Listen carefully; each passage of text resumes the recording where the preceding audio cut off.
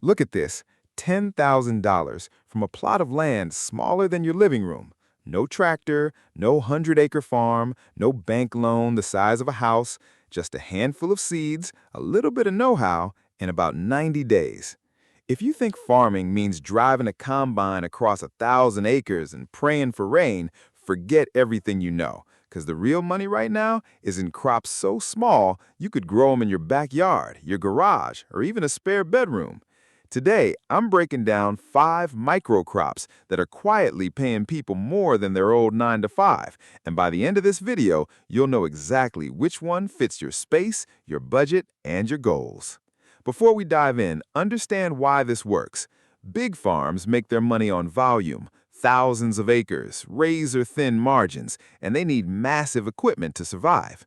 Microcrops flip that model completely. You're not competing on volume, you're competing on price per pound, price per ounce, sometimes price per gram. When something sells for $50 a pound instead of 50 cents a pound, you don't need 50 acres to make real income. You need a few hundred square feet and the discipline to do it right. Number 1, and this is the easiest entry point on this entire list, is microgreens. These are baby versions of vegetables and herbs harvested just a week or 2 after sprouting, and they are wildly popular with restaurants, juice bars, and health-conscious buyers at farmers markets. Here's why this is the perfect starting crop. You can grow a full tray in under 2 weeks. You don't need soil, outdoors, a shelf in a spare room with some grow lights works fine. Startup cost is shockingly low, often under $300 for trays, seeds, and basic lighting. And the sell price is where it gets interesting. Microgreens routinely sell for $25 to $50 a pound, sometimes more for specialty varieties like sunflower shoots or radish greens. A single 10 by 10 foot space, properly shelved, can produce dozens of trays a week. Sell those to 2 or 3 local restaurants at a standing weekly order, and you're looking at $800 to $1,500 a month from a corner of your house.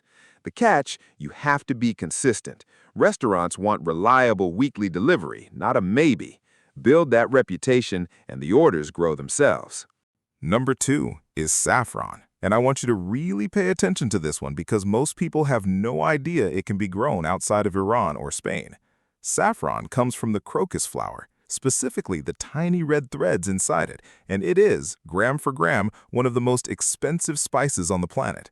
We're talking $5 to $10 per gram at retail, which works out to somewhere between $2,000 and $5,000 per pound, depending on quality. Now here's the part that surprises people. Saffron crocus bulbs are hardy. They tolerate cold winters, and they actually thrive in a lot of temperate climates across the US and Europe. An acre isn't even necessary. Growers are producing meaningful saffron harvests from plots as small as a quarter acre, sometimes even raised beds in a backyard. The harvest window is short, just a few weeks in autumn, and it is labor-intensive. You're hand-plucking 3 tiny stigmas from each flower.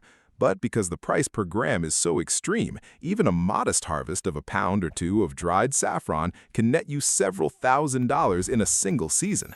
This isn't a crop for instant income. Bulbs take a season to establish, but once they're in the ground, they multiply year after year, and your harvest and your paycheck grows right along with them.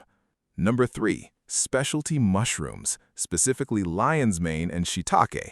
Regular white button mushrooms sell for a couple dollars a pound at the grocery store. Not exciting, but lion's mane, the one that looks like a fuzzy white brain, sells for $15 to $20 a pound fresh, and dried it goes for even more because of the booming interest in mushroom supplements and nootropics. Shiitake follows a similar pattern, especially sold fresh to restaurants instead of the dried stuff you find in stores. The beautiful part about mushrooms is you don't need farmland at all. You need a clean, humidity-controlled space. This could be a basement, a shed, even a converted shipping container, and substrate blocks or logs to grow on. A single grow room the size of a 1-car garage can produce 50 to 100 pounds of mushrooms a month once it's running at full cycle. Do the math on that at $15 a pound, and you're looking at income that rivals and often beats a full-time paycheck, all from indoor space you're not using for anything else.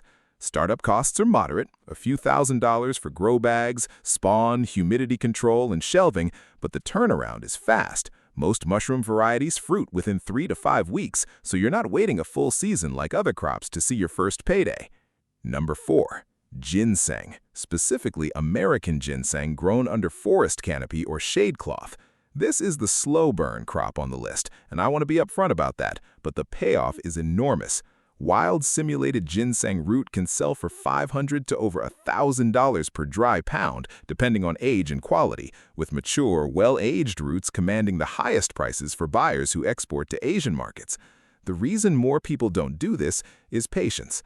Ginseng needs 5 to 10 years in the ground before it's ready to harvest at premium value. But here's the thing, once it's planted under trees or shade structures, it requires almost no daily maintenance. You're not watering it every day, you're not fertilizing constantly, you're basically letting the forest floor do the work while your investment quietly appreciates in the ground. Growers who plant an acre of forest floor with ginseng seed, spending maybe a few $1,000s up front, can be looking at a harvest worth tens of thousands of dollars nearly a decade later. It's not a crop for someone who needs income next month. It's a crop for someone who wants to plant now and set up a massive payday for their future self, almost like planting a financial time capsule in the woods behind your house.